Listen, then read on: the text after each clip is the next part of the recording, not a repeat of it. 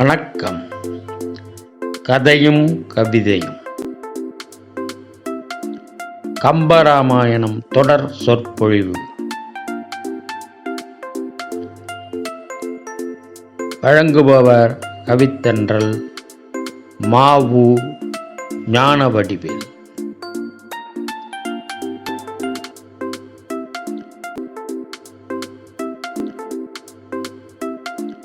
தும்பி தமிழ் இலக்கிய அமைப்பு, சென்னை. வருக, வணக்கம். துவக்கத்தை ஐயா அவர்கள் கொடுத்தார்கள். பெரியவர்களே, இன்றைக்கு நாம் சுந்தரகாண்டத்திலே இருக்கிறோம். சுந்தரகாண்டம் அழகுமிக்க காண்டம். சுந்தரன், ஆளாள சுந்தரன் என்று அவர் நம்ம நாயன்மார்கள்ல சுந்தரருக்கு ஒரு பேர் உண்டு.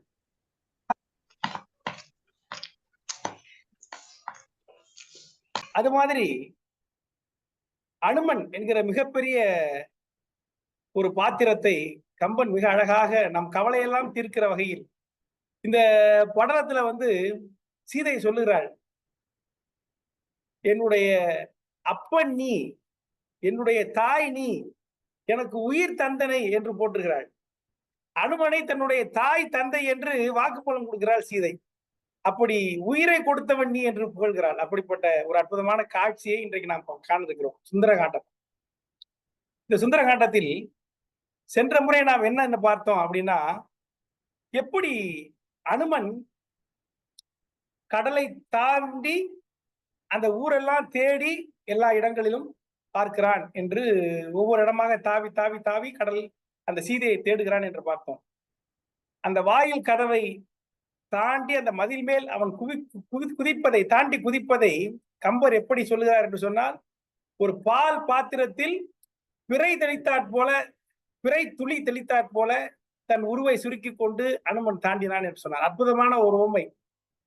ஒரு காய்ச்சிய பால்ல ஒரு துளி பிறை பட்டுச்சுன்னா எப்படி அந்த பால் முழுவதும் தயிராக மாறிவிடுமோ, தன்னை போன்ற பிறையாக மாற்றி விடுமோ, அதனுடைய எண்ணத்திற்கு தகுந்தாற்போல் மாற்றி விடுமோ, அது போல தன்னுடைய எண்ணத்தை நிறைவேற்றிக் கொள்ள பாய்ந்த அனுமன் ஒரு பால் பாத்திரத்தில் பாய்ந்த பிறையை போல் பாய்ந்தான் என்று கம்பர் அங்கே அழகாக காண்பித்தார். இப்போ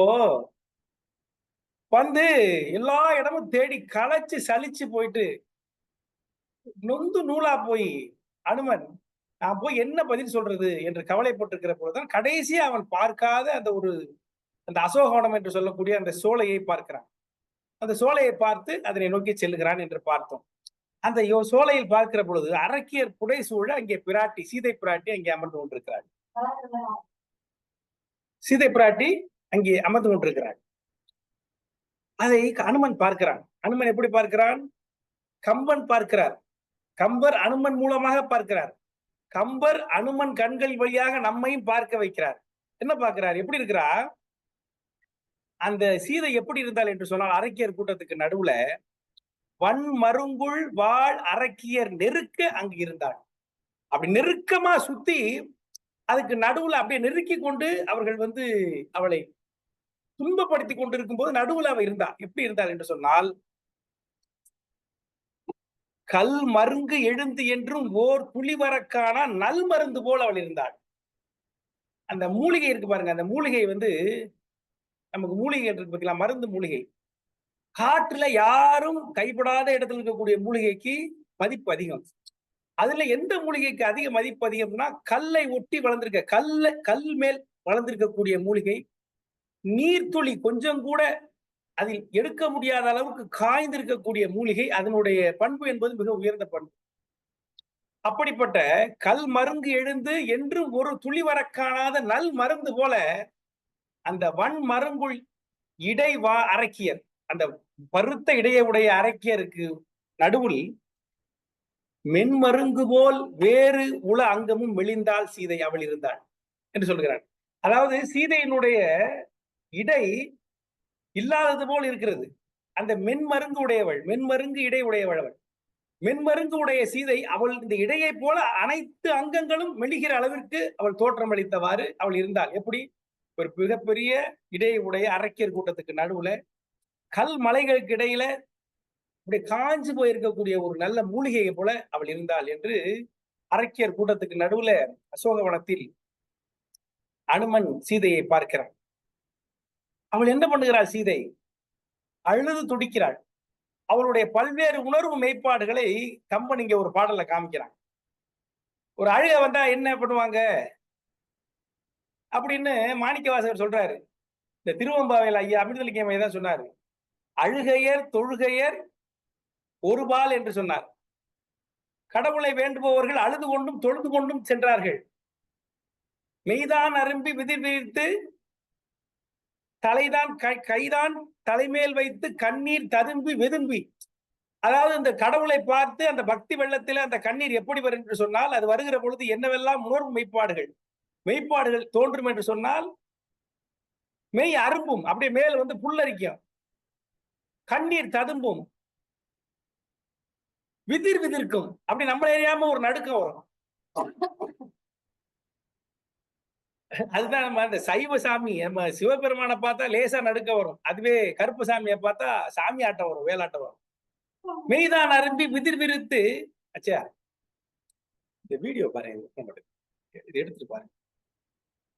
அப்படி அந்த உணர்வு மெய்ப்பாடு வரும். அதாவது பக்தியில இந்த இடத்தில் அவள் அந்த கணவனை நினைத்து, தன்னுடைய நிலையை நினைத்து கலங்குகிற அந்த சீதையினுடைய நிலை எப்படி இருக்கிறது என்று சொன்னால், அவள் அழுகிறாள். அந்த அழுகிற போது அவளுடைய உணர்வு மெய்ப்பாடுகள் எப்படி இருந்தன என்று கம்பர் சொல்லுகிறார். அவள் என்னெல்லாம் பண்ணா? விழுதல், விம்முதல், மெய் உற வெதும்புதல், வெறுவல், கீழே விழுவுறா, விம்முறா, தன்னுடைய உடம்பை வந்து அதிகமாக வெப்பம் அடைந்து அவள் வந்து அப்படியே உருகுகிற போல் தோன்றுகிறது. பிறகு எழுந்திருக்கிறாள், ஏங்குகிறாள், இறங்குகிறாள், ராமனை எண்ணி தொழுகிறாள். பிறகு உடல் சோர்ந்து போய் விடுகிறாள். பிறகு துளங்குதல் என்று சொன்னால்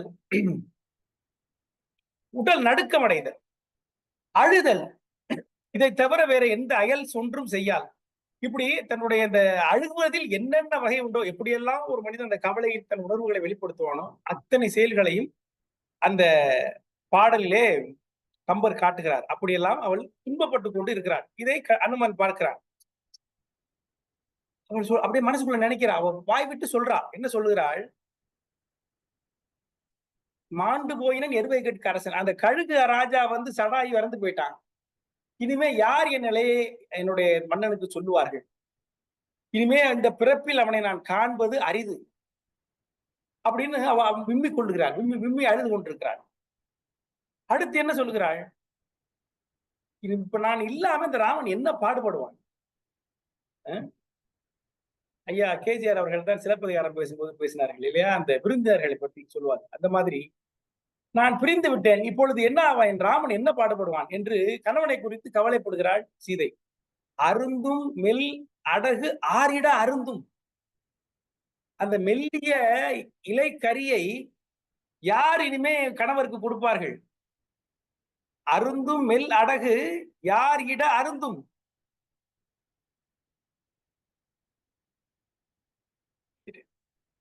என்று அழுங்கும் என்று கவலைப்படுகிறார்.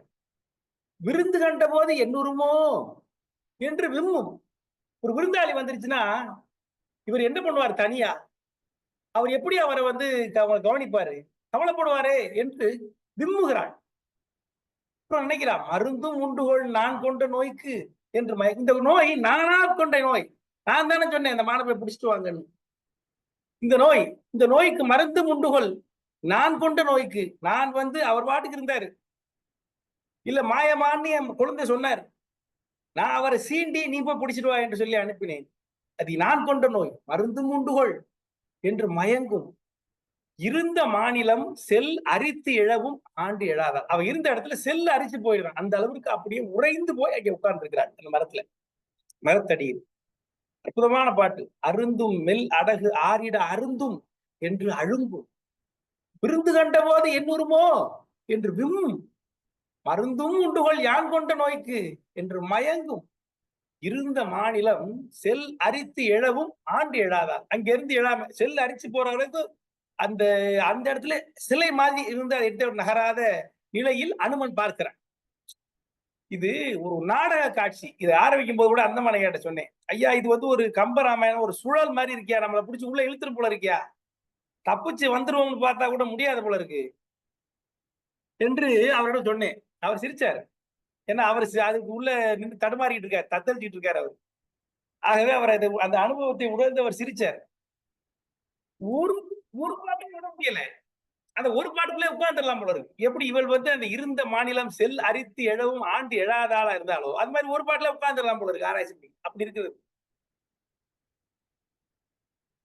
அப்படி அந்த இடத்தை விட்டு இதை வந்து எப்படி பார்க்கிறான் அனுமன்? எதற்காக சொல்கிறேன் என்று சொன்னால், இப்ப அனுமன் போய் நாளைக்கு சொல்ல போனான் ராமன்ட்ட. கண்டேன் கற்பினுக்கு கண்டனன் கற்பினுக்கு அணியேன்னு சொல்றான். இதை எப்படி இப்ப ஒரு மனுஷனை பத்தி நீங்க வந்து ஒரு ஒப்பீனியன் வாங்கணும்னு வச்சுக்கோங்க. ஒருவரை பத்தி நீங்க ஒரு ஒரு முடிவுக்கு வரணும்னா கொஞ்ச நாளாவது உங்கள்ட்ட பழகணும் இல்லையா? சும்மா ஒரு 10 நிமிஷம் பார்த்துட்டு இவர் இப்போ நேர்பட்டவன்னு சொல்ல முடியுமா? ஆனா கம்பன் அந்த நாடகத்தை அமைக்கிறான் பாருங்க. நான் தான் அப்படியே அசந்து போனேன். இந்த உரையாடல், இதுக்கு வரக்கூடிய அதுக்கு வரக்கூடிய காட்சிகள். இதிலேயே வந்து சீதை எப்படிப்பட்டவள் என்று அனுமன் உணர்ந்து கொள்கிறான். அந்த குறிப்பிட்ட நேரத்துக்குள்ள அந்த குறித்த குறைவான நேரத்துக்குள்ள அவன் புரிந்து கொள்கிற அளவுக்கு இந்த இடத்துல வந்து அந்த உரையாடல், அந்த காட்சி அமைப்புகள், அந்த நாடகம் நிகழ்கிறது. அதனாலதான் போய் தைரியமா சொல்றான். கண்டனன் கற்பினுக்கு அணியேன்னு சொல்றான். நம்மள மாதிரி ஆள்னா ஒரு 4 நாள் இருங்க தங்கி பார்த்துட்டு சொல்லிட்டு அதுக்கப்புறம் தான் நம்ம ஜட்மெண்ட்டை கொடுக்க முடியும். ஃபர்ஸ்ட் ரவுண்ட்ல பரவாயில்ல மாதிரி தெரியுது. 2வது ரவுண்ட் சந்தேகமா இருக்கே அப்படின்னு தோணும். ஆனால் கம்பன் அந்த அனுமனுக்கு வந்து உணர்ந்து கொள்கிற அளவிற்கு காட்சிகளை அங்கே அமைக்கிறான். அந்த இருந்த மாநிலம் செல் அரித்து எழவும் ஆண்டு எழாதால் அங்கேயே உட்கார்ந்து இருக்கிறான். நினைக்கிறான் வன்கண் வஞ்சனை அரக்கர் இனிமேல் என்ன வையார். இந்த அரக்கர்கள் இன்னும் கொஞ்ச நாளைக்கு வச்சுக்க மாட்டாங்க. என்ன தின்ற போறாங்க. ஆகவே இனிமே நம்ம போய் என்ன பயன் என்று என் கணவன் நினைத்து விட்டானோ, என் மன்னன் நினைத்து விட்டானோ, இனிமே அவன் தின்றிருப்பாங்க நேரம். இனிமே நம்ம போய் ஏன் தேடி நம்ம வந்து நேரத்தை வீணாக்க வேண்டும் என்று என் கணவன் எண்ணிக்கொண்டிருக்கிறானோ என்று கலங்குகிறான். பிறகு ராவனுடைய அந்த பண்புகளை எல்லாம் நினைக்கிறான். நினைச்சு பாக்குறான். தனியா இருக்கிற மனைவிக்கு வேற என்ன? தனியா இருக்கிற கணவனுக்கு மனைவியை குறித்து நினைவு, தனியா இருக்கிற மனைவிக்கு கணவனை குறித்த நினைவு. அவர் நினைக்கிறார் மெய்த்திருப்பத நல்ல பாட்டு எல்லாரும் தெரிஞ்ச பாட்டு தான். மெய்த்திருப்பதம் மேவு என்ற போதிலும் இத்திருத்துறந்து ஏகு என்ற போதிலும் சித்திரத்தின் அளந்த செந்தாமரை ஒத்திருக்கும் முகத்தினை உண்ணுவாள். இப்படி ஒரு மனுஷன் இருப்பான். அப்படி இருந்தானே அவன் என் கணவன். அதாவது கணவன் மனைவி சண்டை போட்டுக்குறாங்க வீட்டுல. பிரிஞ்சிருக்கும் போதுதான் அவங்களுடைய அந்த நல்ல விஷயங்கள்லாம் மனசுக்குள்ள வரும். இது பாருங்க அந்த காலத்துல இந்த பிளாஷ்பேக் மாதிரி இந்த ஒரு காட்சி அமைப்பை கம்பர் காட்டுகிறார். மெய்த்திருப்பதம் மேவு என்ற போதிலும் இத்திருத்துறந்து ஏகு என்ற போதிலும், அதாவது மெய்கீர்த்தி, அதாவது இந்த அழகிய அகில உலகத்தையும் ஆளுகிற அயோத்தியை தலைநகராக கொண்டு ஆளுகிற அந்த மிகப்பெரிய ராஜாங்கத்தை நீ ராஜாங்கம் செய்ய ஏற்றுக்கொள் என்று சொல்லுகிற பொழுதும், ஒண்ணுமே இல்லை காட்டுக்கு போ என்று சொல்லுகிற போதிலும் ஒரே மாதிரி ஒரு மனுஷன் இருப்பான் ஐயா. இருந்தானே ராமன் என்று அவனுடைய அந்த சிறப்பை எண்ணுகிறான். சித்திரத்தில் அளந்த செந்தாமரை அது போல ஒரே முகத்தை வைத்து வளர்ந்த முகத்தை வைத்துக் கொண்டு. அப்புறம் எங்க ஊர்ல வந்து அந்த சிலை அந்த வில் இருந்தது. அது எவனாலும் தூக்க முடியவில்லை. வாங்கு கோல வடவரை வார் சிலை ஏங்கு மாத்திரத்து இற்று இரண்டாய் விழ. அவன் எடுத்து ஏங்கு மாத்திரத்து இற்று இரண்டாய் விழ வீங்கு தோளை நினைத்து மெலிந்துள்ளான். அவனுடைய அந்த உயர்ந்த தோல், அந்த பழமுள்ள தோலை நினைச்சு அவன் ஏங்கிய மாத்திரத்தில் இற்று இரண்டாய் போய்விட்டதே, அந்த வீரத்தை நினைத்து அவள் கவலைப்படுகிறாள். அவனை பிரிந்திருக்கிறோமே என்று. அடுத்து ஒரு காட்சியை நினைக்கிறாள். ஆழநீர் கங்கை அம்பி கடாவிய ஏழை வீடனுக்கு எம்பி நின் தம்பி நீ தோழன் மங்கை கொழுந்தி என சொன்ன வாழி நண்பினை உண்ணி மயங்குவாள். அந்த நட்பை ஒரு கங்கையில இருக்கக்கூடிய ஒரு ஏழை வேடன், கடல் ஆடுகிற அந்த கங்கையில வந்து படகோட்டுகிற ஒரு ஏழைனா ஒரு தாழ்ந்த குலத்தை சார்ந்த அந்த யுகன், அவனை நீ என் தம்பி என் தோழன் இந்த மங்கை உன் குழுந்தி என்று சொன்ன அந்த நட்பை நினைத்து அவள் மயங்குகிறாள். கணவனுடைய அத்தனை நல்ல குணங்களும் அவன் மனசுக்குள்ள அப்படியே பிளாஷ்பேக்கா வருது. அப்புறம் ஒரு நகைச்சுவை காட்சி. பறித்த செல்வம் ஒழிய படரும் நாள். எல்லாத்தையும் விட்டுட்டு ஊரை விட்டு தாண்டி வெளியே வர்றாங்க. தன் மனைவியை வந்து அந்த மரபுரி தரித்துக் கொண்டு பரதனை கூட்டிக் கொண்டு லக்ஷ்மணனை கூட்டிக் கொண்டு வருகிறான். அப்போ ஒருத்தன் வர்றான். திரிசடன் அப்படின்னு சொல்லக்கூடிய ஒரு அந்தணன் அங்கேருந்து வந்து, ஐயா ஐயா உங்களை தான் பார்க்க வந்தேன், என்ன வேணும் உங்களுக்கு என்று ராமன் கேட்கிறார். எனக்கு ஏதாவது தானம் பண்ணணும் என்று கேட்கிறார். தானமா? என்னிடம் என்ன இருக்கிறது தானம்? அப்படின்ன உடனே, இல்ல நீங்க நான் காட்டுக்கு போறேன். இல்ல போறதுக்கு முன்னாடி எனக்கு ஏதாவது நீங்க தானம் பண்ணணும் அப்படின்ன உடனே, என்ன வேணும் உங்களுக்கு? பசு கூட்டம் தான் இருக்கிறது என்கிட்ட இப்போதைக்கு, எல்லாத்தையும் கொடுத்துட்டு எல்லாருக்கும் கொடுத்துட்டு தானே அவங்க கிளம்புறாங்க. பசு மட்டும் தான் இருக்கிற உடனே, எவ்வளவு பசு வேணும் என்று கேட்கிறான். அப்போ ராமன் கேட்கிற பொழுது, ஒரு மனுஷனுக்கு பசு வேணும்னா என்ன கேட்பான்? ஒரு 4 பசு கொடுங்க, 6 பசு கொடுங்க அப்படின்னு கேட்பான். அவன் என்ன சொல்றான்? அதாவது இந்த ஊர் எல்லை முழுவதும் வியாபித்திருக்கிற அளவுக்கு எவ்வளவு பசு இருக்குமோ அவ்வளவு பசு வேணும்னு அவன் அவன் வந்து கேட்கிறான். யார்? அந்த திரிசடன். கேட்கிற பொழுது ராமர் சிரிக்கிறார். அதாவது அந்த அந்த ஊரை விட்டு போகிறதே ஒரு சோகமான கட்டம். அந்த சமயத்திலேயே அவருக்கு சிரிப்பு வருகிறது. இவன் இவ்வளவு பசுவை கொடுத்தா இவன் வைக்கிறதுக்கு இடம் வச்சிருக்கிறானா முதல்ல என்று சிரித்து கொண்டு இருந்தாலும் அவனுக்கு அந்த தானத்தை கொடுக்கிறார்.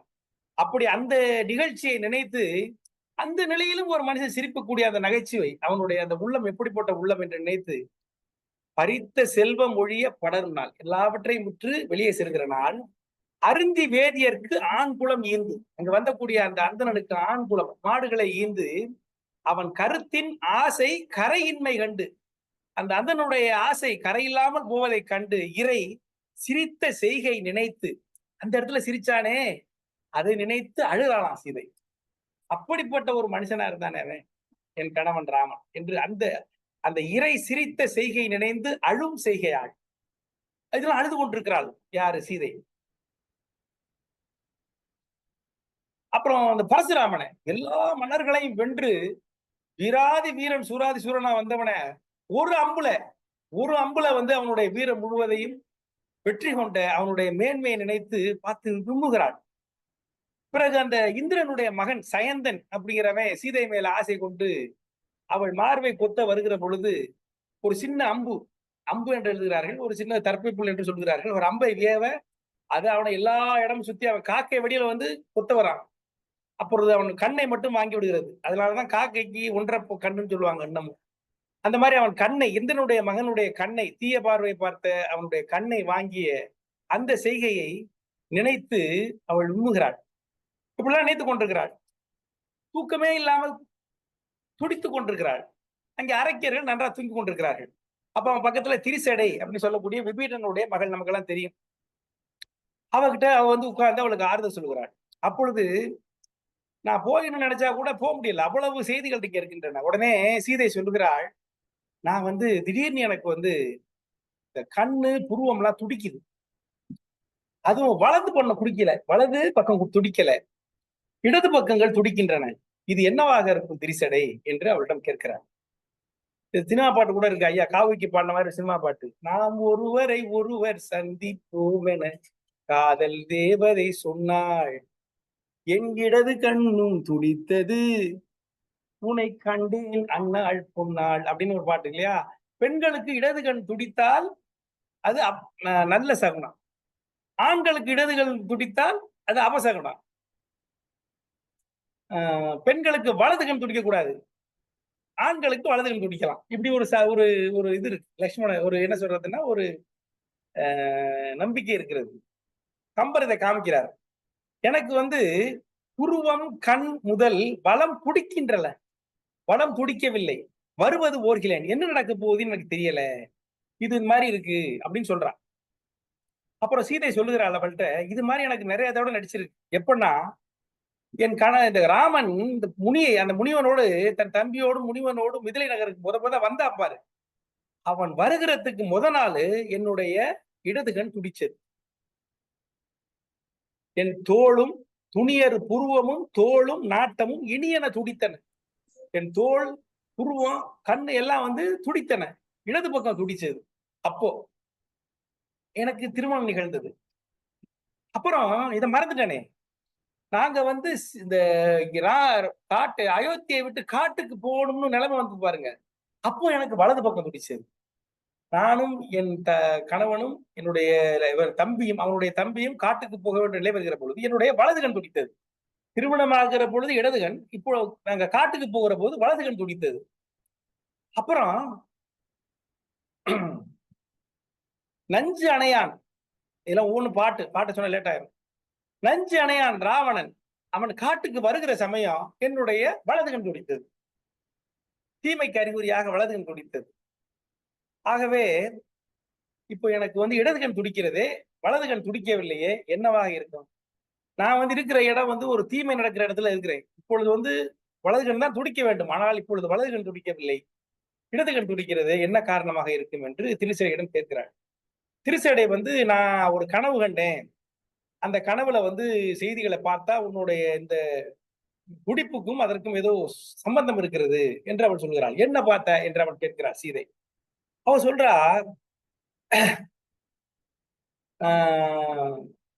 இப்ப கூட இந்த வீரபாண்டிய கட்டபொம்மன்ல ஐயா கூமாப்பா அவர்களுடைய ஒரு அற்புதமான பாட்டு முன்னாடியே சொல்லியிருக்கோம். அந்த பாட்டு போகாதீர் போகாதீர் என்பனவா பொல்லாத சொப்பனம் நானும் கண்டேன் அப்படின்னு அந்த பாட்டு. அதே மாதிரி திரிசடை ஒரு பொல்லாத சொப்பனம் பார்க்கிறார். என்ன பாருன்னா, அந்த அரக்கியர்கள் அந்த பெண்கள்லாம் இருக்கிறாங்க. அந்த பெண்களுடைய தாலி அறுபட்டு கீழே விழுது. அந்த அறுக்கிறதுக்கு கூட ஆள் இல்லாம அவர்களாகவே அறுத்துக் கொள்ளுகிறார்கள்.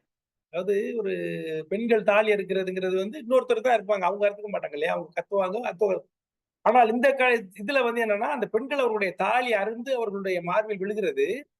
ஆனால் அவரை அறுப்பதற்கு ஆள் இல்லாமல் அவர்களே அறுத்துக் கொள்கிறார்கள். அப்படி நான் ஒரு கனவு கண்டேன், ஒரு துர்க்கனவு கண்டேன் என்று சொல்கிறார்.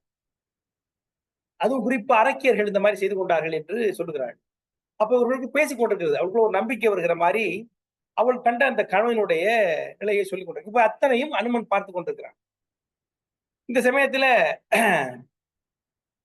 அரக்கிகள் இந்த பக்கம் தூங்கிட்டு இருக்கிறாங்க.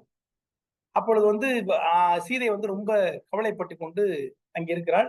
அனுமன் கொஞ்சம் தூரத்துல இருந்து பார்த்தவன் பக்கத்திலே வருகிறான். வந்த உடனே பக்கத்துல சீதையை பார்க்கிறான். இப்பொழுதுதான் சீதையை பக்கத்தில் பார்க்கிறான். பார்க்கிற பொழுது அவள் எப்படி இருக்கிறாளாம், கரு மேகத்துக்கு இடையில் ஒரு மின்னல் இருப்பது போல இந்த கருத்த அறிக்கையர்களுக்கு இடையில் அவள் இருக்கிறாளாம். அந்த சீதை மேகங்களுக்கு நடுவில் வரக்கூடிய மின்னலை போல அறிக்கையர்களுக்கு நடுவில் இருக்கிறார்.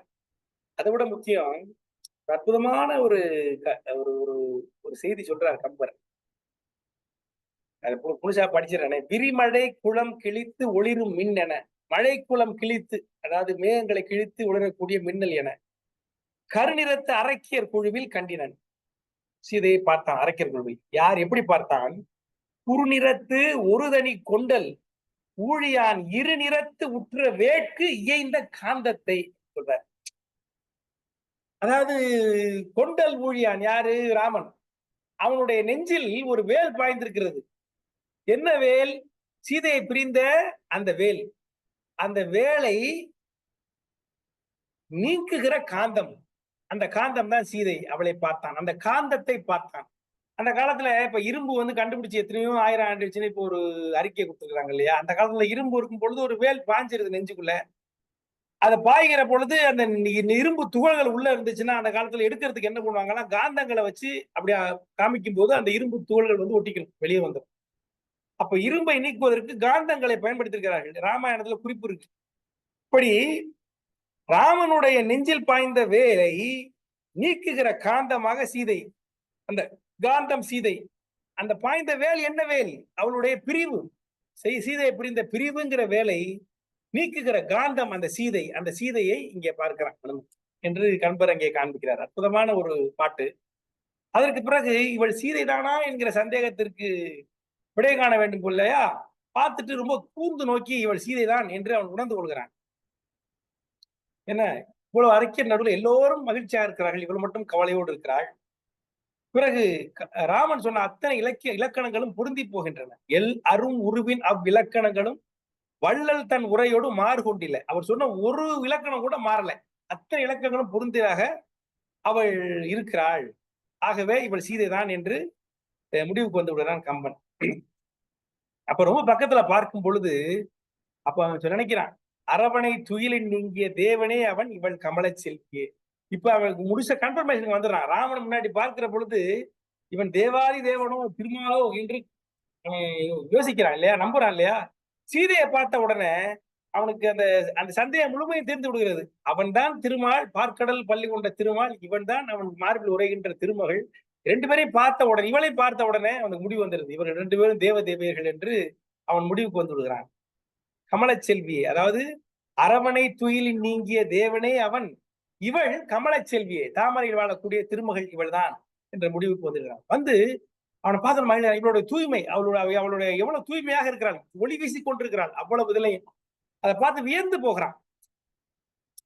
மாசுண்ட மணி அனாள் என்று எழுதுகிறான் கம்பன். அதாவது ஒரு மாணிக்க மணி மேல தூசு பட்டு இருந்துச்சுன்னா எப்படி இருக்கும், அந்த மாதிரி இருக்கான். ஒளி, அந்த தூசியை மீறி அந்த ஒளி விட்டுக் கொண்டிருக்கிற மாணிக்க மணியை போல அவள் வந்து ஒளி வீசிக் கொண்டிருக்கிறாள்.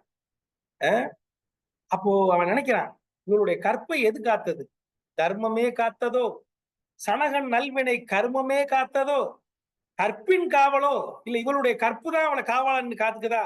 அருமையே அருமையே, யார் இதை ஆற்றுவார்? ஒருமையே எம்மனோருக்கு உரைக்கட்பாலதோ என்று அப்படியே வியந்து மனதுக்குள் போற்றுகிறான். நான் யார் இவளுடைய கற்பு இன்றளவும் இந்த நொடி வரையும் காப்பாற்றப்பட்டிருக்கிறது. இதற்கு என்ன காரணம்? தர்மம் காத்ததா? ஜனகன் செஞ்ச தர்மம் காட்டுதா?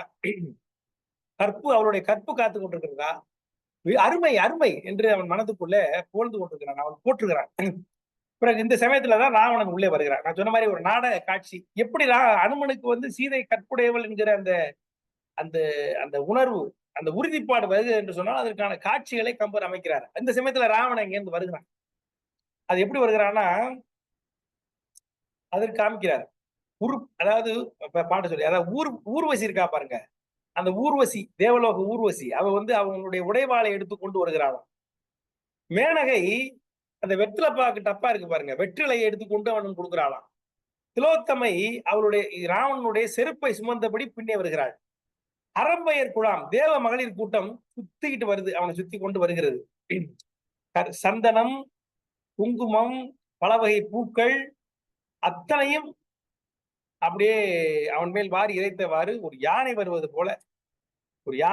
போல அங்கே ராவணன் வருகிறான். அவன் வருகிற அந்த காட்சியை பார்க்கும் பொழுதே, அப்ப ராவணன் வந்து என்ன சொல்றாரு கம்பர், இத்தனை ஊர்வசி, மேனகை இவங்க எல்லாம் சுத்தி இருக்கிறாங்க, தேவ மங்கையர்கள் எல்லாம் சுத்தி இருக்கிறாங்க, ஆனாலும் அவர்கள் எல்லாம் அவனுக்கு வேலை பார்க்கிற அளவு தான் இருக்கிற, விரும்பி வருகிற, காதலோடு இவன் விரும்புகிற பெண்ணாக சீதை இருக்கிறான், அவளை நோக்கி அவன் வருகிறான் என்று கம்பர் காமிக்கிறார். அப்போ அவனுடைய காதல் எப்படிப்பட்டது, அவனுடைய ஆசை, ஆர்வம், ஆசை, அவனுடைய காமம் எப்படிப்பட்டது என்பதை கம்பர் அந்த இடத்துல காமிக்கிறார். ஏன்னா அந்த நாடகத்துல பாருங்க, சும்மா கூட வர்றான்னு காமிச்சிருக்கலாம், ஒரு 4 பெண்களோடு வருவா காமிச்சிருக்கலாம். ஊர்வசி மேனகையோடு வருகிறான் என்று சொல்லுகிற பொழுது அவர்களையும் மிஞ்சிய அழகோடு சீதை இருந்தால், அவளையும் மிஞ்சிய அந்த ஆசையோடு ராவணன் அவளை தேடி வந்தான் என்று நம்ம உணர்ந்து கொள்கிற அளவுக்கு அந்த காட்சியை கம்பர் வைக்கிறார்.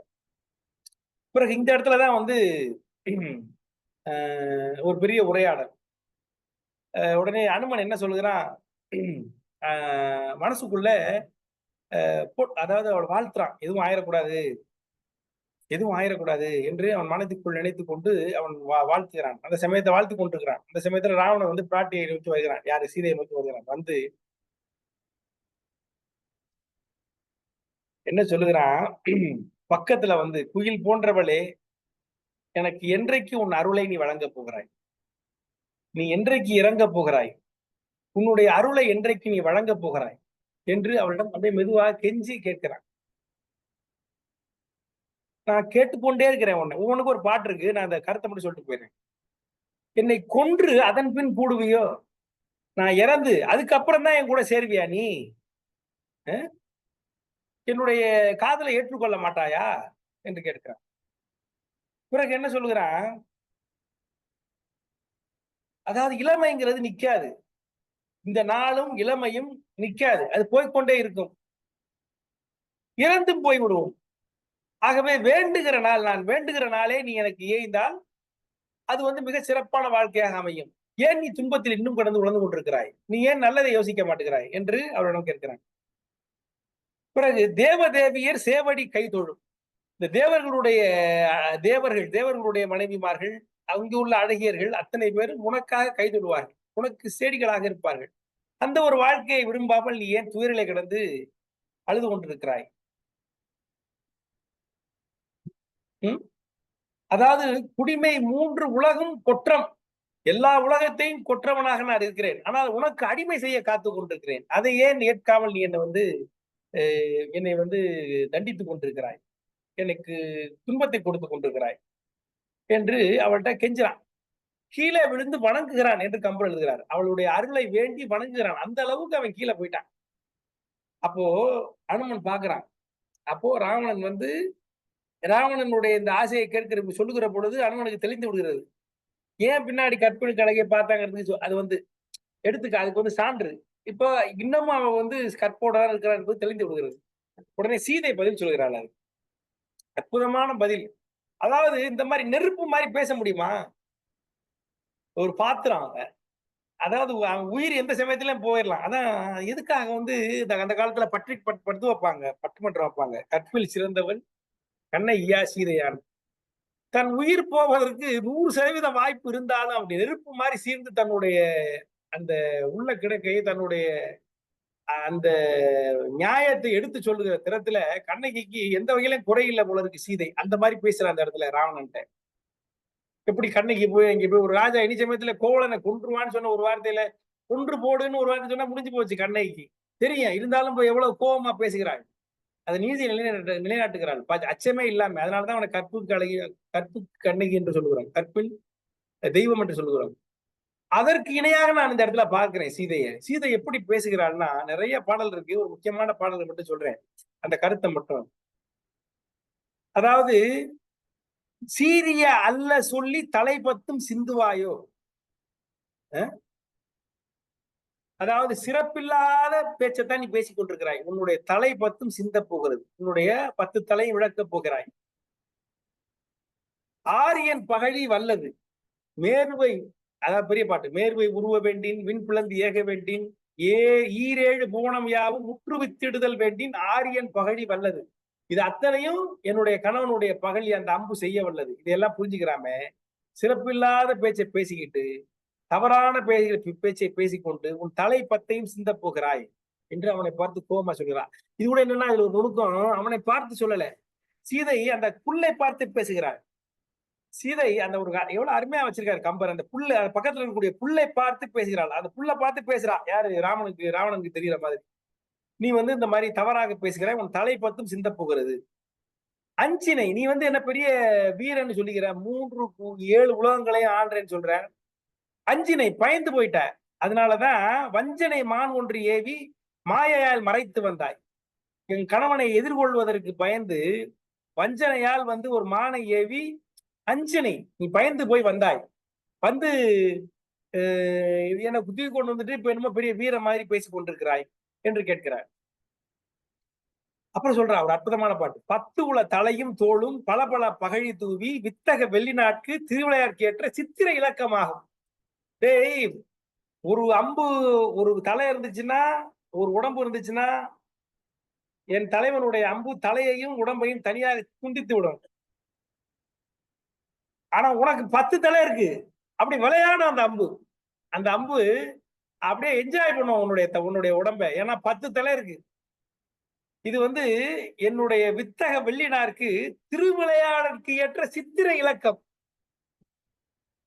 அவனுக்கு ஒரு ஓவியம் மாதிரி உனக்கு அந்த சித்திர இலக்கம்னா நம்ம அந்த போடும் இல்லையா, அந்த ஒரு ரவுண்டா போட்டு இந்த இடத்துல புள்ளி புள்ளி புள்ளி வச்சு இதெல்லாம் அடி. ஒரு தலை இருக்கும் போதே அவ்வளவு நுண்மையாக கூர்மையாக அவ்வளவு சிறப்பாக அடிக்கக்கூடிய அம்பு உனக்கு 10 தலை இருக்கு. அவர் விளையாடுவாரியா? 10 உல தலையும் தோளும் பல பல பகழி தூவி வித்தக வெள்ளி நாட்கு திருவிளையாட்கு ஏற்ற சித்திர இலக்கமாகும். அதை நீ உணராமல் பேசுகிறாய். அன்னைக்கு வெறும் சடாயுவாலே விழுந்துட்டாய் நீ. அன்னைக்கு சடாயுவே உன்னால ஜெயிக்க முடியல. நீ என்னடான்னா எங்க ராகவனை வந்து வெல்வதாக பேசிக்கொண்டு என்னிடம் வந்து இந்த மாதிரி தவறாக பேசிக் கொண்டிருக்கிறாய் என்று சொல்லுகிறாள். தோற்றனை பறவைக்கு அன்று அந்த சண்டையை பார்த்தா இல்லையா? அன்னைக்கு பார்த்தோம் இல்லையா? என்ன சொன்னான்? ராமன் கையால் வில்லை வளைத்தான். சடாயு கால் நகங்களால் ராவனுடைய வில்லை உடைத்தான். அவ்வளவு ஆக்ரோஷமா கீறி நகங்கள் அந்த அழகு இதை மட்டுமே வச்சு சண்டை போடுகிறான். ராவனுடைய தேரெல்லாம் குறிச்சு எரிஞ்சிடறான். குதிரைகளை கொன்று விடுகிறான் எல்லாம் பார்த்தோம். கடைசியில ராவணன் எப்படி சடாயுவை கொன்றான்? சிவபெருமான் கொடுத்த அந்த வாளை எடுத்து அந்த சிறுகளை வெட்டினான் இல்லையா? அதை சொல்ற அவர். தோற்றனை பறவைக்கு அன்று நீ வந்து நேரடியா சடாயு வந்து என்ன கையில கத்தி வச்சா போட்டுட்டு இருந்தான் சண்டை. அவன் கையால சண்டை போடுறான், நீனு கையால சண்டை போடணும். அப்படி சண்டை போடுகிற பொழுது தோற்று விட்டாய். பிறகு எப்படி ஜெயித்தாய்? ஏற்றவன் வாளாய் வென்றாள். துள்ளு நீர் வெள்ளம் சென்னி ஏற்றவன் வாளால் வென்றாய். கங்கையை தடையில வச்சிருக்கான் பாரு சிவபெருமான். அவன் கொடுத்த வாளால நீ ஜெயிச்ச அன்னைக்கு. அவன் சடாயு நிராயுதபாணியா இருந்து உன்னை தோக்கடிச்சிட்டான். நீ வந்து கையில கத்தியை வைத்துக் கொண்டு அவனை வென்று அதனால் வென்றாய். ஆகவே நீ வந்து ஒரு பெரிய வீரன்னு சொல்லாத என்று தைரியமா பேசுகிறாய். நீ என்ன சொல்லுகிறாய்? பெற்றுடை வாழும் நாளும் பிறந்துடை உறணும் அற்றுடம் இவையும் தந்த மலர் அயன் முதல்வர் வார்த்தை இன்னும் நிறையாக இருக்கிறது, நிறைய இருக்கு, உன்கிட்ட வரங்கள் இருக்கிறது என்று பேசிக் கொண்டிருக்கிறாய். ஐயா பேசிக்கிட்டு இருக்கையா? வாங்க. சரி, ஓகே. இல்ல பேசிக் கொண்டிருக்கிறாய். இது எல்லாம் இற்று இடைந்து இருதல் மெய்யே. அத்தனையும் விற்று போய்விடும். நீ பெற்ற வரங்கள் அத்தனையும் விற்று போய்விடும். யாரு? என் கணவன் வந்ததற்கு பிறகு. எவன் தெரியுமா? விளக்கின் முன் இருள் உண்டாகும். ஒரு விளக்கு வந்ததுக்கு அப்புறம் இருள் இருக்குமா அந்த இடத்துல? அது மாதிரி உன் வரங்கள் அத்தனையும் என் கணவன் ராமன் வந்ததற்கு பிறகு அத்தனையும் காணாமல் போய்விடும் என்று தைரியமா சொல்றான். அந்த புள்ளை பார்த்து கொண்டு பேசுகிறாள்.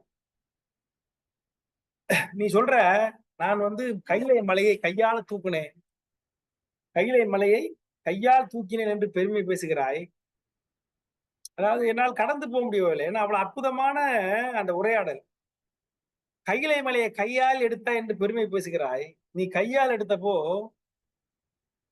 அந்த மேருமலையே வந்து ஒரு வில்லாக வந்து படுத்திருந்துச்சு எங்க மிதிலை மாநகர்ல. அதாவது திரிபுரத்தை எரிப்பதற்கு சிவன் போகிற பொழுது அந்த வில்லுக்கு என்னடா வேணும்னா மலையவே, அந்த கல் மலையவே வில்லாக எடுத்தான். அதான் அந்த மேருமலை. அந்த வில்லு தான் இங்க கிடந்துச்சு. அந்த வில்லை என் துணை கணவன் ஆற்றற்கு உரன் இல்லாது இற்று வீழ்ந்து, என் கணவன் கையில எடுத்த உடனே அந்த வேகத்தை தாங்க முடியாம அந்த மலை இழுந்து விழுந்துருச்சு. அந்த ஓசை உனக்கு கேட்கலையா? நீ அங்க வந்து அந்த மலையை எடுக்கிறதுக்கு தடுமா தூக்குற. கடைசியில அவர் காலை வச்சு அழுத்தி உன் கை மாட்டிக்கிட்டு கதறின கதல் வேற. நீ அதை பெருமையாக பேசிக்கொண்டாய், பெருமையாக பேசுகிறாய். ஆனால் அதே சமயத்தில்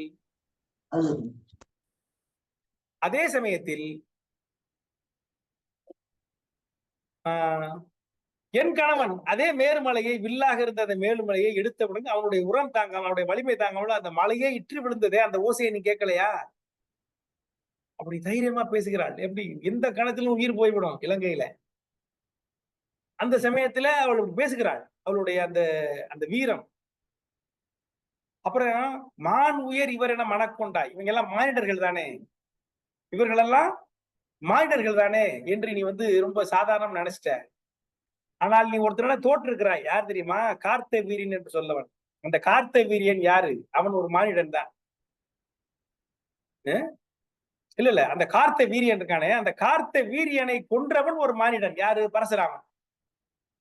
மானுயர் இவர் என மனக்கொண்டாய், மனிதர் தானே என்று மனக்கொண்டாய் எனின் என்றால், கான் உயர் வரை நிகர் கார்த்த வீரியன் தான் ஒரு மனிதனால் தளர்ந்துள்ளான்.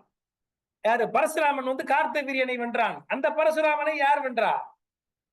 ராமன் வென்றான். ஆகவே உன்னை ஜெயித்த அந்த கார்த்த வீரியன் ராமன் தோற்றவன். இந்த கார்த்த வீரியனை கொன்றது யார்? ஒரு மனுஷன் தானே, ஒரு மானிடன் தானே. ஆகவே மானிடன் என்று நீ வந்து சாதாரணமா நினைக்கிறாயே என்று அவன் சொல்றா. உனக்கு புத்தி சொல்ல யாருமே இல்லை போல இருக்கு, நான் சொல்றேன் என்று அவள் சொல்லுகிறாள். அப்புறம் இருவர் என்று இகழ்ந்தேன், 2 பேர் தானே வந்திருக்கேன் என்று நீ இகழ்கிறாய். யாண்டி எல்லை ஒருவன் அன்றே உலக அழிக்கும் ஊழியான். இந்த உலகத்தை அழிச்சவன் எத்தனை பேரு? அதாவது ஊழி காலத்தில் இந்த உலகை அழித்தவன் ஒருவன் தான், ஒரே இறைவன். அந்த ஒருவனால இந்த உலகத்தை அழிக்க முடியும் சொன்னா இவர்கள் 2 பேர். இவர்களால் என்னன்னு பண்ண முடியாது. என்ன சாதாரணமா 2 பேர் என்று பேசிக் கொண்டிருக்கிறாய்? உனக்கு நல்லது சொல்ல ஆள் இல்லை போல இருக்கு, நான் சொல்லுகிறேன் கேள் என்பது போல அவள் சொல்லுகிறாள் அத்தனையும். அப்புறம் உனக்கு தெரியுமா, நாங்க நாட்டை விட்டு காட்டுக்கு வருகிற பொழுது, உள்பகுதியிலே வருகிற பொழுது தென் தமிழ் உரைத்தோன் அகத்தியன் முதலான முனிவர்கள் எல்லாம் வந்து எங்களிடம் முறையிட்டார்கள். இந்த அரக்கர்கள் வந்து ரொம்ப தொல்லை பண்ணுகிறார்கள், இவர்களை அழிப்பது உங்களால் தான் ஆகும், நீ ஏதாவது பண்ணி தரணும் என்று எங்களிடம் முறையிட்டார்கள். என் காதில் அது விழுந்தது. அதற்கெல்லாம் வழி செய்வது போல நீ வந்து தீது செய்ய ஆரம்பித்திருக்கிறாய். நீ அதற்கான வழியை தேடிக்கொண்டு விட்டாய். அழிவதற்கான வழியை, அந்த முனிவர்கள் எதை நினைத்தார்களோ அது ஆவதற்கான வழியை நீனாகவே தேடிக்கொண்டிருக்கிறாய். உன் அரக்கர்களும் அழிவதற்கான வழியை தேடிக்கொண்டிருக்கிறாய் என்று தைரியமாக பேசுகிறார். அப்புறம்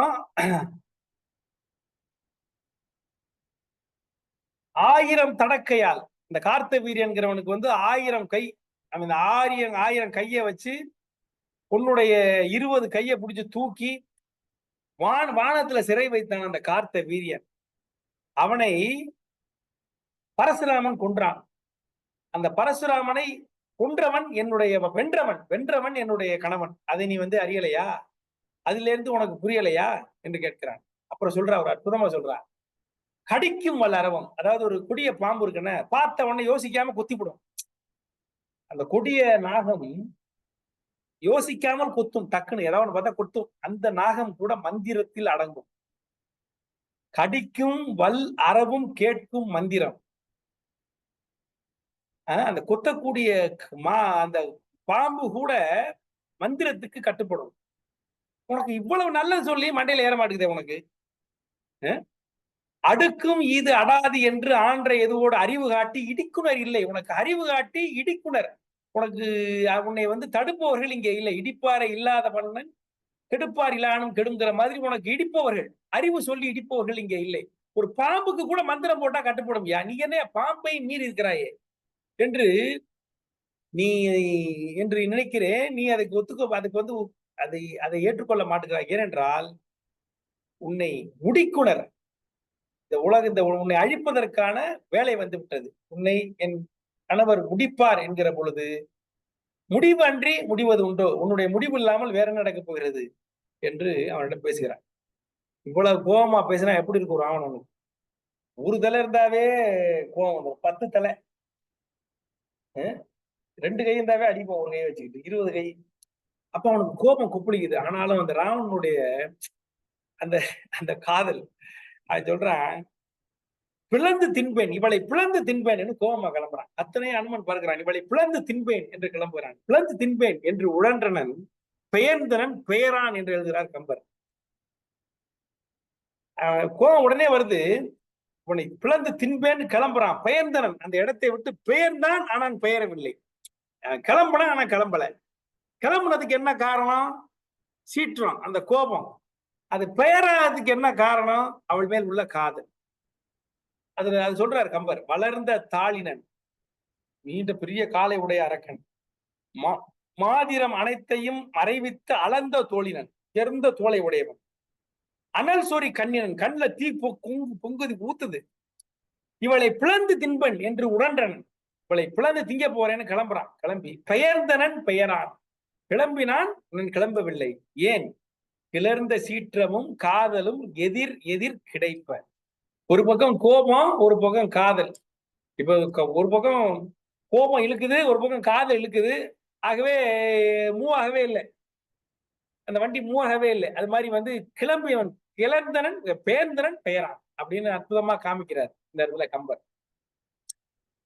அவளை கொள்ள எழுந்தான், ஆனால் அவள் மாட்டுக்கொண்ட காதலும் சீற்றமும் எதிரெதிரே சந்தித்து போராடியதால் திகைத்து போனான், நின்று விட்டான்.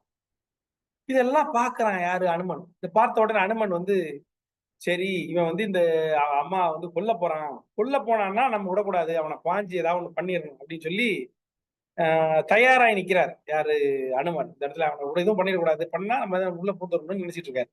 அந்த சமயத்துல ராவணன் சண்டைக்கா போறான். அவன் என்ன சீற்றம் தனிந்து அவன்கிட்ட பேசுறான். இங்க பாரு, உன்னை கொல்லணும்னு நினைக்கிறேன், ஆனா என்னால கொல்ல முடியவில்லை.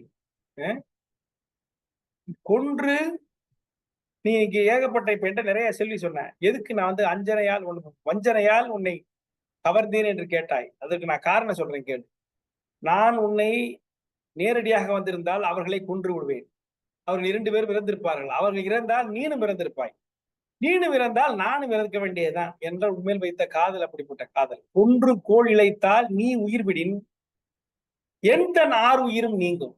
அவர்களை நான் கொன்று விட்டால் நீ உயிர் விட்டு விடுவாய், என்னுடைய உயிரும் போய்விடும். ஆகவேதான் நான் அன்று அதை நேரடியாக போகாம வஞ்சம் செய்ததுக்கு காரணம் இதுதான் என்று ராவணன் சொல்லுகிறான். இப்ப உன்னனா பதில் சொல்றான். அடுத்து நீ சொல்ற மானிடர்னு சொல்ற, மானிடர்கள் என்னை வெல்ல முடியாது, அவர்களால் என்னை வெல்ல முடியாது. தேவர்கள் வந்தால் கூட என்னை வெல்ல முடியாது. அதற்கான வரங்களை நான் பெற்றிருக்கிறேன் என்று சொல்லுகிறான். ஆனாலும் நான் அவர்களை கொல்லலாம் நினைச்சா கூட நான் அவனை கொல்ல விரும்பவில்லை. ஏன்னு தெரியுமா? அவர்களால் தானே நீ கிடைத்தாய்.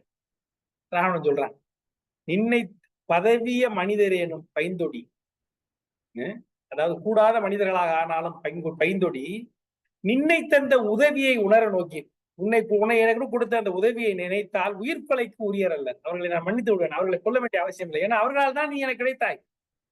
உயிர் கொலைக்கு உரியர் அல்ல. இல்ல இதுக்கு மேல நீ அவர்களை கொன்னுதான் ஆகணும்னு சொல்லு, அப்படின்னா நான் போய் கொன்றேன். அப்படி போடுறான். அவர்களை நான் கொல்ல வேண்டும் என்று நினைக்கவில்லை. ஏன் தெரியுமா? அவர்களால் தானே நீ எனக்கு கிடைத்தாய். இல்லை அவர்கள் கொன்றுதான் ஆக வேண்டும் என்று நீ கட்டளையிட்டால் நான் அதற்கும் தயாராக இருக்கிறேன் என்று சொல்லுகிறான். பிறகு பயமுறுத்திட்டு போறான். அதாவது அவங்க 2 பேரும் மட்டும் இல்ல, அயோத்தியில போய் பரதன் அத்தனை பேரையும் தீர்த்து கட்டிட்டு அயோத்தியை தீக்கிரையாக்கி விட்டுட்டு அந்த நாட்டையே முடிச்சிருவேன். என்னை பத்தி உனக்கு தெரியாது, உன்னை கொன்று விடுவேன், என்னை அறிந்தலை குறைந்த நாள், என்னுடைய பத்தி என்னுடைய உண்மையான என்னை முழுமையா தெரியாது உனக்கு, எப்படிப்பட்டவன். அவர்களை மட்டுமல்ல, அயோத்திக்கு போய் பரதன் சத்ருகனன் அந்த அத்தனை பேரையும் கொன்று அந்த நாட்டையே தீக்கிரையாக்கி விடுவேன் பயமுறுத்திட்டு போறான். உண்மையிலே பயந்து விடுகிறாள் யாரு? சீதை. அதையும் எப்படி சொல்லுகிறான் ராவணன்? கம்பர் காட்டுகிறார். வாள் இருக்குல்ல, அந்த வாளை பார்த்து ராவணன் பேசினான். அதாவது சீதை புல்லை பார்த்து கொண்டு பேசினால், ராவணன் வாளை பார்த்து பேசினான் என்று சொல்லுகிறான். அவன் சொல்றான், என்ன சொல்லுகிறான்னா, உனக்கு 2 மாதங்கள், உனக்கு 2 மாதம் 2 திங்கள் உனக்கு நான் நேரம் குறித்திருக்கிறேன். அதற்குள் நீ நல்லபடியாக செல்ல வேண்டும், இல்லை என்றால் இந்த வாளை வைத்து அவர்களை வென்று விடுவேன் என்று சொல்லிவிட்டு அவன் போவதாக கம்பர் சொல்லுகிறார். ஆனால் வால்மீகத்தில் என்ன சொல்கிறது? என் சமையல்காரர்கள் இந்த வாளால் உன்னை அறிந்து சமைத்து துண்டு துண்டாக வெட்டுவார்கள் என்று வால்மீகி சொல்கிறார்கள். அப்படி அவளை பயமுறுத்தி விட்டு ராவணன் இந்த இடத்தை விட்டு அகழ்கிறான். அந்த காவல் அரக்கியர்களுக்கெல்லாம் இவளை சம்மதிக்க வையுங்கள் என்று கட்டளை விட்டு போகிறாள். போனதற்கு பிறகு உண்மையிலேயே சீதை பயந்து விடுகிறாள். பிறகு திருசடை அவள்கிட்ட சொல்றா, இந்த மாதிரி கனவெல்லாம் சொன்னதுனால நீ ஒன்றும் பயப்படாதீங்க, உங்களுக்கு ஒன்றும் நடக்காது என்று அவளுக்கு ஆறுதல் சொல்கிறாள். பிராட்டி கொஞ்சம் ஆறுதல் அடைகிறாள். இப்படி இருக்கிறது. இந்த சமயத்தில் அரக்கியர்கள் எல்லாம் அவளை மிரட்டுகிறார்கள். அப்பொழுது திருசடை அவர்களுக்கு அரட்டுகிறாள். அவள் நான் ஒரு மோசமான கனவு கண்டேன், ஒழுங்கா இருங்க, தப்புனாதீங்க என்று சொல்லி அவர்களை அடக்குகிறாள். அதோடு இந்த படலம் ஆட்சி படலம் இது முடிவடைகிறது. அதற்கு பிறகு உருக்காட்டு படலம். அது ஒரு பெரிய படலம். 7:30 மணி 8:30 மணி ஆகிவிட்டதால் இதோடு நாம் நிறுத்துவோம். அடுத்த கூட்டத்தில் உருக்காட்டு படலத்தை பார்ப்போம். இதுல என்ன ஒரு முக்கியமான செய்தினா, அனுமன் சோகவனத்திற்குள் நேரடியாக சீதையை கவனிப்பதற்கு முன்பாக அங்கே நடந்த நிகழ்ச்சிகள். அது ஒரு நாடகம் மாதிரி. சீதையினுடைய அவளோட இருந்த நிலை, அவளுடைய கவலைப்பட்டுக் கொண்டு கண்ணீர் விட்டுக் கொண்டு கதறிக்கொண்டு அவள் இருந்த நிலை, இருந்த இடம் செல் அரித்து இழவும் விழாமல் இருந்த நிலை, பிறகு தன்னுடைய அந்த தனக்கு ஆறுதலாக இருக்கக்கூடிய திருச்செரியிடம் அவளுடைய அந்த உடல் மாற்றங்களை, அந்த கண்கள் துடித்ததெல்லாம் சொல்லி அதற்கான விளக்கங்களை கேட்ட நிலை. ராவணன் நேராக அவளை மிரட்டுகிறான். அதற்கு அஞ்சாமல் தன்னுடைய உறுதிப்பாட்டை தன்னுடைய கற்பில் நிலைநிறுத்தும் வண்ணம் அவளுக்கு சொல்லி, அந்த நாட்டு மக்கள் அந்த அரசர்களுக்கு அமைச்சர்கள் சொல்ல வேண்டிய அத்தனை அறிவுரைகளையும் ஒரு பெண்ணாக இருந்து அஞ்சாமல் அவள் சொல்லுகிறாள். ஆகவே சீதை ஒரு கண்ணகி மிஞ்சிய அல்லது கண்ணகிக்கு இணையாக ஒரு கற்பு கரசி என்பதை நிலைநிறுத்துகிற சான்று அவள் கற்பாக இருந்தால் என்பதற்கு மட்டுமல்ல, அவளோட துணிச்சல், அந்த அஞ்சாமை, அந்த வீரம் என்பதற்கு எடுத்துக்காட்டாக அவளுடைய உரையாடல் அமைவதெல்லாம் கம்பர் இங்கே காட்டுகிறார். ரொம்ப சிறப்பான பாடல்களை உடைய பகுதியாக இந்த பகுதி இருந்திருக்கிறது. அடுத்த நிகழ்வில் உருக்காட்டு படலத்தில் பார்ப்போம். அதில் அனுமன் சீதையை நேரடியாக சந்தித்து உரையாடுவதை அடுத்த படலத்தில் பார்ப்போம் என்று சொல்லி, இந்த இனிய மாலை பொழுதில் இணைந்து சிறியனுடைய உரையை செவிமடுத்து பொறுமையுடன் கேட்ட உங்கள் அனைவருடைய பொற்பாத கமலங்களையும் வணங்கி விடைபெறுகிறேன். நன்றி, வணக்கம்.